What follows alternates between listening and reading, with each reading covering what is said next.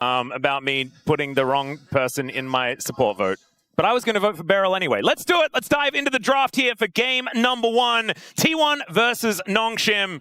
And probably going to be some Varus and some Rumble and some Karma bans. And then the Orianna ban. And then the Bard ban. So there's one ban that might be interesting, Wolf. Yeah, it could be.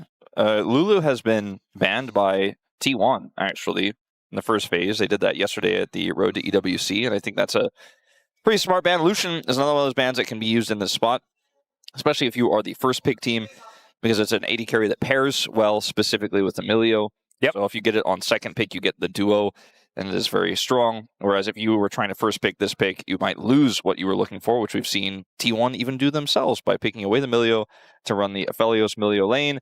The Rumble is gone, the Karma, the Bard. This final spot will likely be the Orianna eventually here. It is Faker on the other side. We've seen some teams experiment with banning Nocturne instead, and that hasn't really been working out. And you and I discussed it a lot yesterday. Yeah. Teams have learned not to give Faker Orianna. A lot of teams have learned it over a decade ago, but... And the problem is, if he gets the Orianna, then you have to ban away or pick up either Nocturne or Jarvan, and you can't pick both. And so therefore she gets a Great Ball carrier anyway, and it is just a little bit doomed. So that Orianna is going to be banned. They did pass the test. I like first picking Jarvan here, but they like denying Ashe Seraphine by first picking the Ashe instead. And Ashe Lulu is, rising in priority as well. I mean, if they manage to get a rotation, like, say the Seraphine is denied with, like, Diable Caitlyn Seraphine lane or something like that. Diable's unzipping the jacket. Oh, dear. He knows it's not going to be a fun lane. But also, like, Ashe, Lulu, Zhao, it's so incredibly strong in this instance. And Oner is obviously going to lock in. Seraphine is up, so you may as well lock that as well. Yeah. It works very, very well. And we've seen this core just be so powerful, and we've seen Ezreal Neeko be not good, like, at all. It's a really strong pick for Diable, the Ezreal pick. They have the Jarvan on their side, though. I don't feel like this was absolutely necessary in this first game. I'd rather have seen in a different draft this Ezreal utilized here and them to play a Caitlyn draft instead, for example. But the Bard's gone, right? So they kind of walked into this trap. I think they did not expect T1 to deny the Ashe first. And this is something that T1 has done twice now. The Milio pick away and then the first pick Ashe, which messes up the setup for Nongshim. And most teams are not doing this, but T1 exclusively is throwing that wrench into some of these plans. And I think Nongshim were like, well, it's the best range support we got left to play with one of Diable's best picks. I guess we'll see how this works. But like you're alluding to, does not fill us with confidence here right now for the Nongshim side, as they will also ban away that blind Gnar. Yep, not going to allow that one. Does mean that they will be able to dive onto something like a Renekton for themselves if they would like to put Kingen up there on something that can really affect the mid-game relatively well. We've seen Renekton find, varying success, but has been pretty strong. And there's the Annie-ban as well. The Azir going to be taken away from Scout, certainly earning his stripes on that one. And one more ban. I mean, we've seen Ryze banned away, things like this, but it'll just have to be about what Faker wants to be playing. Akali is often a ban at this stage as well. Yeah, it certainly could be what they want to go to here. There it is. Yeah. So Ryze is really powerful here in terms of late game damage and scales incredibly well alongside both of these compositions. If you have it on the Jarvan side, then you're not going to be cataclysmed, right? Like I think it's better for Nongshim, but they are going to go for the Twisted Fate pick here, which I think is something Faker has really enjoyed playing. So not only is it a nice pick away for T1's draft, like I think T1 absolutely can play that with Ashe Seraphine, but it means Faker can't play it for the rest of the series because he has found so much success on this pick since its rise to popularity. In part due to his picking of the champion. I think he's 4-0 on it right now in the LCK. Oh, instead, he's going to be the one playing the Ryze. We did see Vikler attempt this, I believe, against Faker yesterday in exactly the same matchup, just a bit of a role reversal. And he did okay in the lane. Obviously, everything fell apart around them, but it wasn't too bad of a matchup. Now Keria to lock in something for Doran. Yeah, I think Doran, if he has either a really safe front line here, it's hard for the Ezreal to cut through, or he can play something that side lanes incredibly well because he has the Ryze.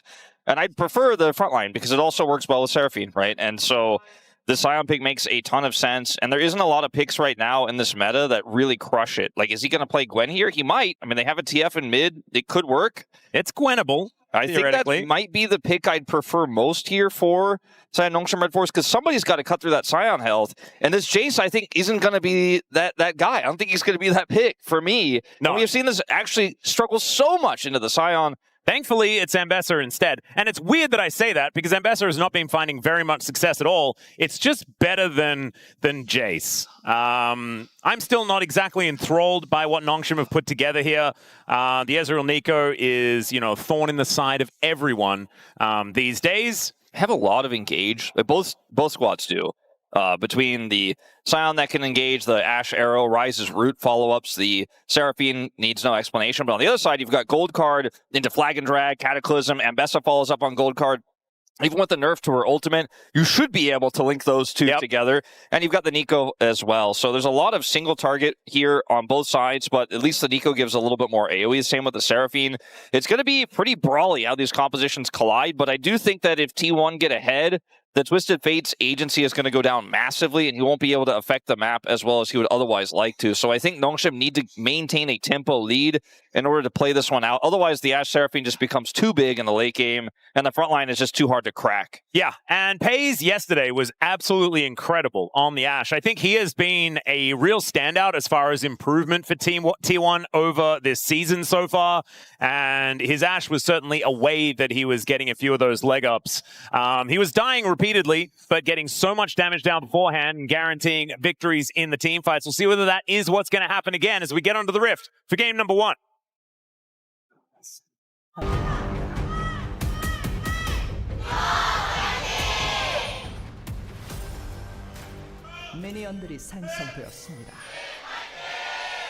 All right, here we are, ladies and gentlemen, onto the Rift for game number 1. T1 versus Nongshim. As Faker versus Scout, always a fun one. Yeah, it's we've talked about it a few times. We've been fortunate enough to have it already this year, but it's still, when you see those nameplates, I mean, the observers did a great cinematic, looking at the champs walking to the mid lane. It is like, wow, it's 2026 and we still get treated to this. And now in a domestic league, as, both of these players were playing together, obviously Scout behind Faker for a brief period of time and then became big rivals internationally later on and have had the better of each other at different parts of time. Faker getting the most recent win over Scout and that huge win in 2023 in that the season where, or rather the World Championship where T1 really got the LPL killer nickname. Yeah. And it's fun to see it, but right now when you look at the current form of these two teams and Scout's current form, the hype kind of fades away a little bit. You think about the past, you get excited. You think about current times, and looking at rose-tinted glasses, I suppose, if you're really hoping to get excited about this one, is Nongshim really need to turn things around in a big way. And this could be the first step in doing so. To beat T1 would be a huge upset and definitely a momentum swinger.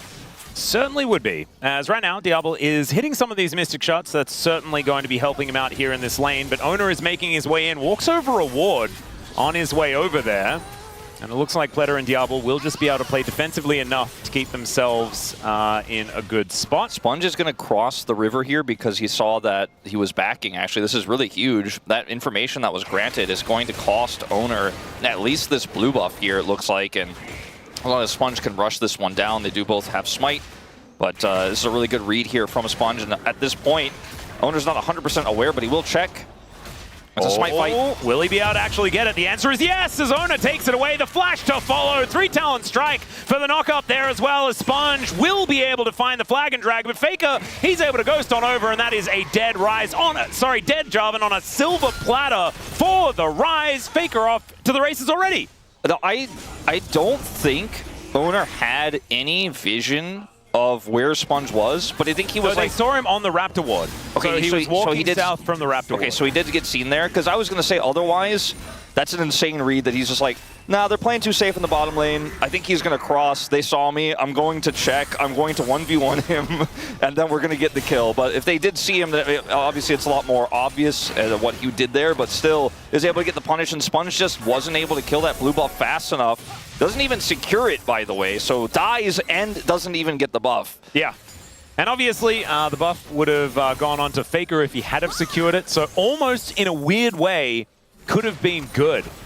if Sponge picked it up, so that then the Ryze would be able to get a lot of extra money, as Pleata could just be dead here. Peyz picks it up, and Scout is almost dead as well. Sponge looking to try and get his revenge, though, and Scout will be able to make it to relative safety. Oner moving in, though. That means that Faker is going to survive. Scout needs to be a little careful, but will be able to just secure this cannon and get himself out of there. Already T1, though, 1.2 thousand gold in the lead, and that is 6,000 assists. So it took us just under 4 minutes, and Keria makes it to 6K, third in the league. Only one under Lehens. Lehens is like, it's not fair, I'm not in this game. Yeah, he could have challenged, as Keria is going to be moving up to second place with any sort of assistance.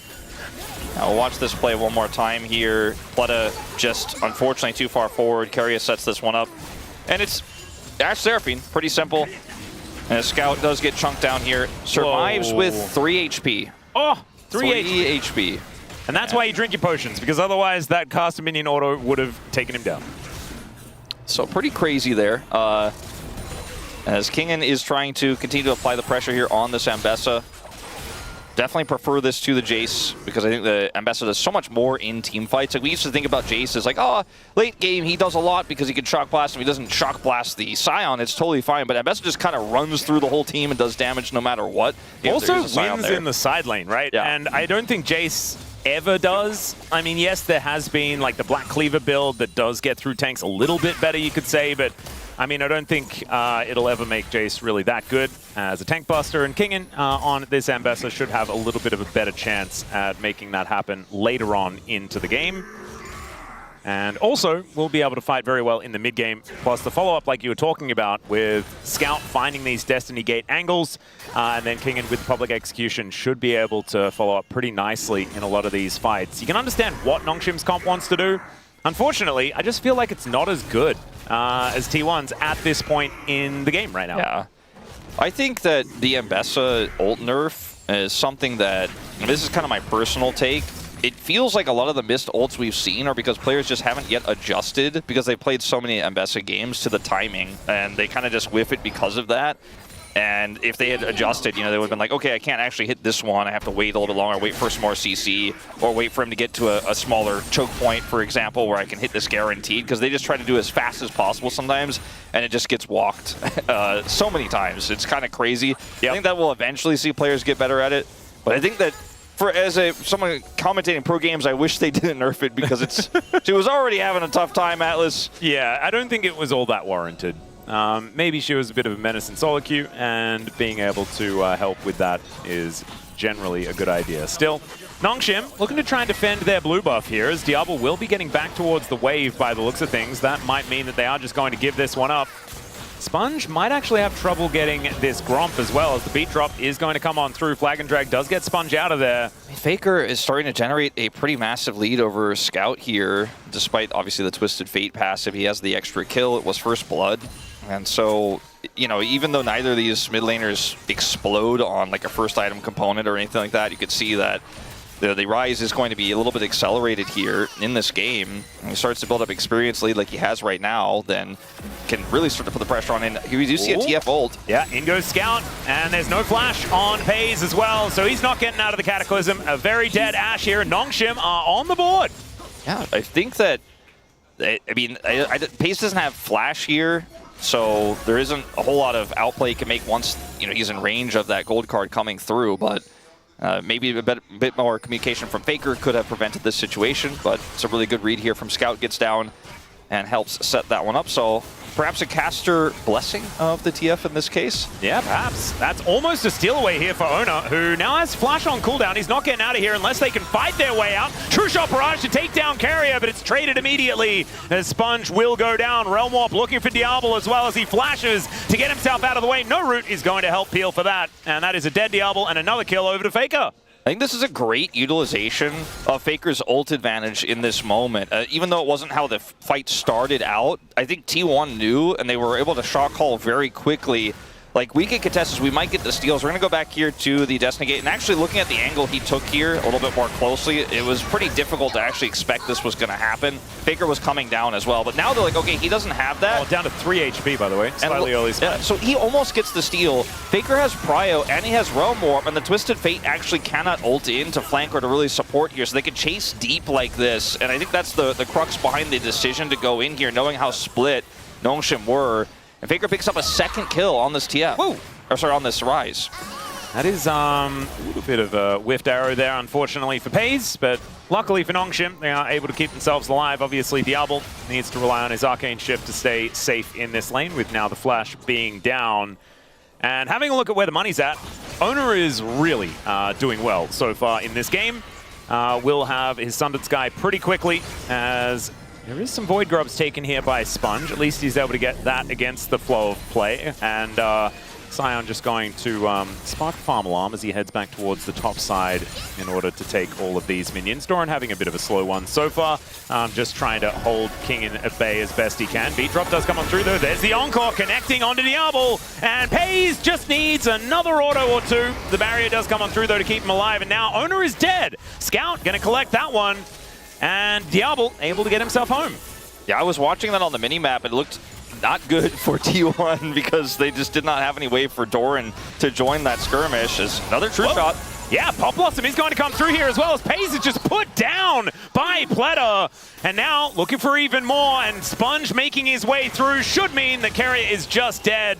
Just plonks him on the noggin. So that is now Nongshim with a kill lead. Yeah, this game is very close right now, and T1 are playing pretty fast and loose, trying to play aggressively on both sides of the map. Something's got to give. As I'm sure we'll get a replay of what happened there in the jungle, but Oner went towards the Raptors to try to contest with the prio that Faker had there. But Doran, as you mentioned, just used his ultimate to go back to the lane. Kingen was able to actually rotate over there faster. So see how this one eventuates. Look at where Kingen is on the minimap while this is being challenged. I think this is just pure greed out of Oner. Despite the fact that Faker is here faster, the Ambessa comes over, hits the ultimate. Scout is able to show up. Sponge can buy so much time here with the Cataclysm, and Faker just doesn't have the damage to secure anything back on the other side. And then here, great play from Pleata. Gets the double knock up here, and Diable stays even though he's low, because that's who he is. He likes to play on the edge. They're calling he's got no flash, and he just tells Sponge to take the kill, and he does. Yeah, take the kill. No flash, no flash. Just go and kill him. And that is precisely what they did. And man, I asked for it earlier on before the game.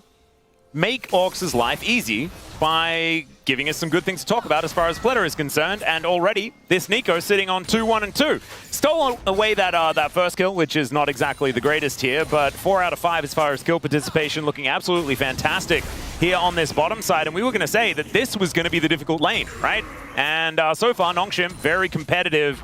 And Diable, working towards that first item, should have that 2-item spike relatively soon. And that is going to be when Nongshim really come online. Especially because Scout is getting towards a second item as well, right? That Lich Bane, the Rapid Fire Cannon should be coming in relatively soon. And that's when Nongshim's comp really does start to work. Okay, there is Sponge in the vicinity here. They're going to try to punish him, but no route to connect, so he should be able to clear that and get out. Scout has this blast cone they're just trying to operate around, but there are 4 T1 members down here, and Diable did complete his back to buy his Trinity Force, so Nongshim do play respectfully as they should. No flashes are forced. As Faker's still generating a pretty significant, I mean, it's a hefty CS lead he's got right now. So much so that the passive of the TF has not given him a gold lead here.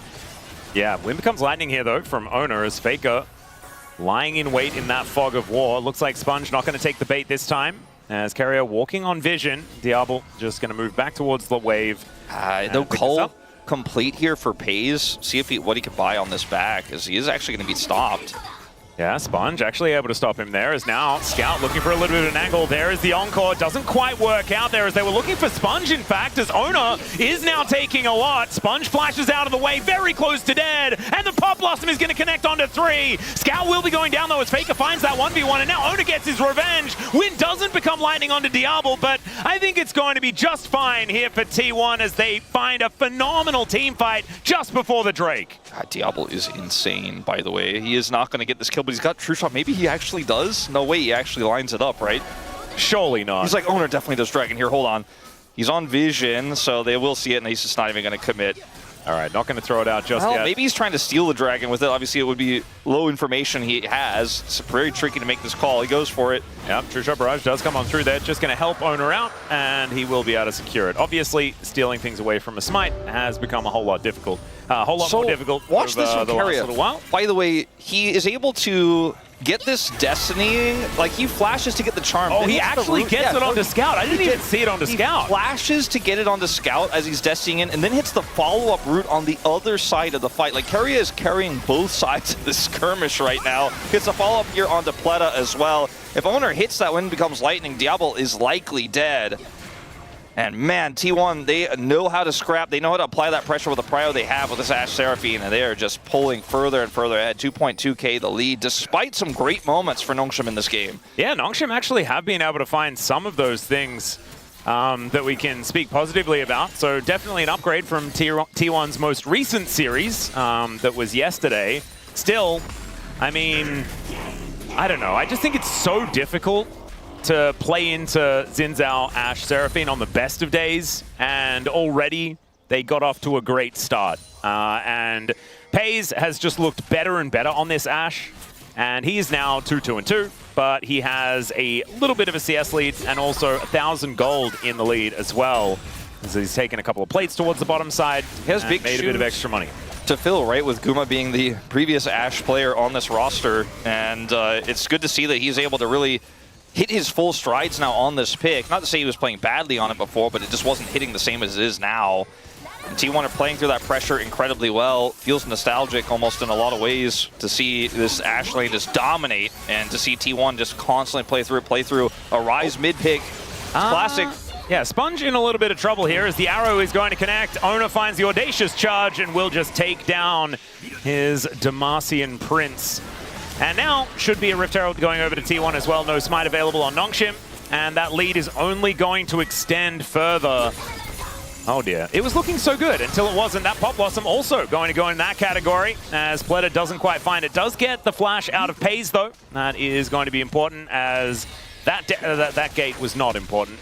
Scout goes about 2 meters with that one just to pick up a wave. Yeah, he basically looked like he was opening the gate to see if the newspaper arrived, and he was like, I guess not. Closed the gate right away. There's some news that he really wanted to get. His Nintendo Power Magazine's not coming today, I guess.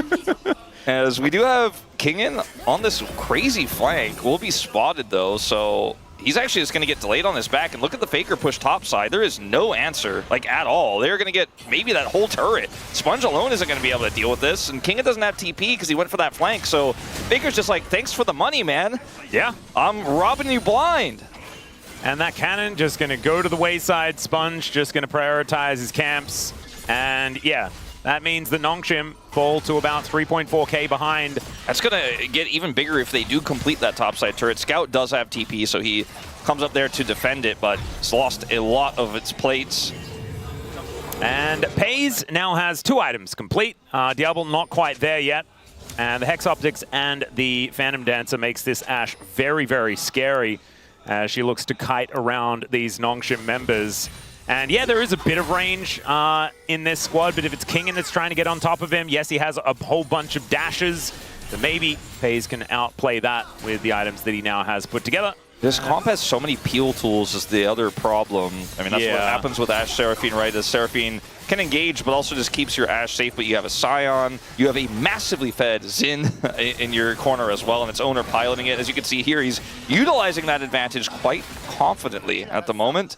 So it's really hard to kill Peyz in any situation.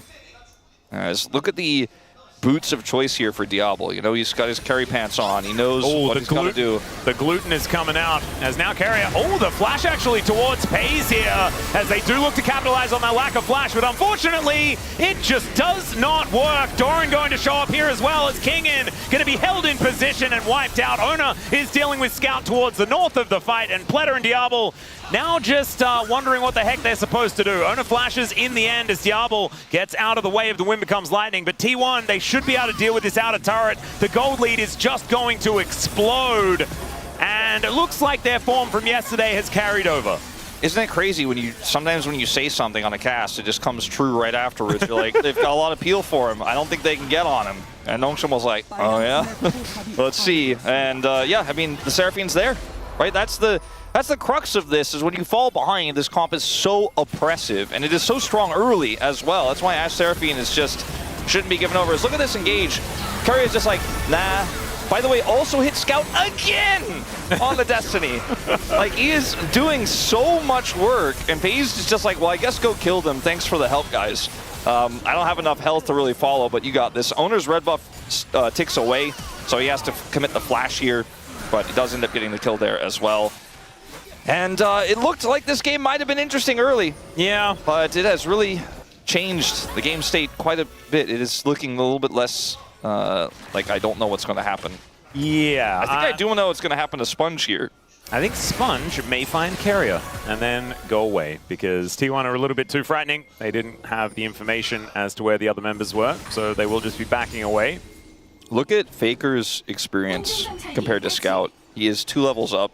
Oh my goodness. He has been spending so much time in the side lanes, but he's been roaming to fights and picking up kills, so he's got the gold lead and the XP lead. And that turret on the top side is, I think, where T1's next focus is going to be, because if they take that off the map, there's so much more power around this spawning Baron. And, you know, surprise, surprise, T1 with a 5.5k gold lead got their eyes on it with an Ashe that is getting closer to that third item. Yeah, Infinity Edge on the way. Does still have the remnants of his cull there as well that did cash in. But the largest lead on the Rift is Oner. He is going to be very difficult to deal with as the Destiny does come on through. Scout not really using it for much as the arrow is going to sail by. Does look fantastic, but doesn't get a lot done as there's the flash encore. Great flag and drag there from Sponge to make sure that he's able to get himself out. Keria going to give the good old deft thumbs up as he doesn't quite find the engage. If they get that kill, they might actually be able to do Baron on spawn. For real. So I think that was the thought process behind Keria's flash engage there, but Sponge had an amazing flag and drag to buffer, and he gets away. The aim of Keria in this game has been out of control good, but still, he is able to escape. And Baron's not on the cards, but they get the turret on the top side, and this gold lead continues to sit half towards 6k. Yeah, this is, it's still looking like a bit of a rough one here for Nongshim, because their composition also really wants to be playing from ahead at this stage. Obviously all compositions do, but this one doesn't really function all that well without having that added advantage. I think stacking up some dragons would have been really good for them as well, but that's also not on the cards, as there is 3 minutes until this next Infernal, and that'll be soul point for T1 if they are able to get it. And the map has just become really, really small, and that's what Nongshim wants to be playing around. They want to be playing around map control that they just don't have. Yeah, they really don't, and we talked about it in the draft, like their Twisted Fate can't do much here. As you could see, they're just going to walk up with Seraphine, and Oner is like, I don't care if I lose half my health bar, I'm going to get it right back. Well, now a potential angle here as Oner will need to Crescent Guard. So that's a decent cooldown that Nongshim have gathered for themselves. They are looking antsy. They want to start something, but they're just not quite able to find it. As now Kingen looking to do battle with Doran here. I saw a level disadvantage, and it takes a while to get through him. Okay, here comes a really optimistic TF and ult. Yeah, Scout is just going to get turned on here by Peyz. Does actually make it out. No! Calculated there on the red buff tick. As Peyz now throws the arrow out, and the Arcane Shift isn't going to be enough to get Diable out of it. It's a triple here for Peyz as he's on the warpath looking for even more. Kingen will not find the public execution, but he might find the pentakill here for Peyz, who picks it up at 22 minutes in game number 1. All right. That'll put a cap on this one, as Oner's already starting up the Baron. Yep. Okay, well, 10,000 gold lead here at 22. We are very much in a GG territory here, as Faker's also just not even needed to take this Baron with the full ace by Peyz. Doran was not there at the initial part of the fight, and I thought, okay, something weird happened in the side lane, because I saw his position was like past the inner turret, and then Kingen was chasing him down. It just doesn't really matter, as this is a bit puzzling to me, because it's an Ashe Seraphine that you're trying to engage on. And by the way, Scout survived with 3 HP once this game. It would have been criminal if he got away a second time. Peyz gets that kill. Doran is able to match the TP here somehow. And then this shift is a problem. But once Diable's gone, they're like, oh, we go all the way to the fountain to get these kills. There's just nothing you could do. Kingen misses the ultimate, but I don't know how much that really would have mattered. But Ashe isn't letting you get away. Too sticky. The slows connect. He gets the penta. It was really well set up by the rest of his squad, but he'll be the one who gets the the big fancy icon, as here comes Diable. Yep, doesn't quite get the value there as the Pop Blossom only connects onto Oner as a response. Still, Train coming on through here. Scout takes so much damage from Doran. That was half of his health bar from an ult. What the heck? As Keria tries to go for the extension there. Scout's health bar is not looking long for the world as Faker is doing so much damage. Realm Warp comes in. That's going to zone Diable away from his base. And now Oner looks to try and take down this Ezreal. It looks like T1 are going to be focused on this turret for the moment, as somehow a siege minion got in behind the inhibitor thanks to the Realm Warp. That's very, very cute. But with Baron, I mean, this might just be the end of the game. Scout and Sponge still dead for a little while longer. The rest of Nongshim going to have to find something to get rid of T1 from their Nexus turrets. As Doran tanking up 2 of them, I don't know about that one, as now Diable is in the fountain, and Peyz doesn't care, takes down Pleata first, and is now looking to turn the damage. Kingen is his next target. Sponge is not flag and dragging in any successful way right now, as Doran suicides onto the fountain, and T1 will take down the first Nexus of the series. T1 have truly found that consistent form that we were waiting for. We saw some early struggles at the beginning of this year. We saw individual underperformances of the solo laners.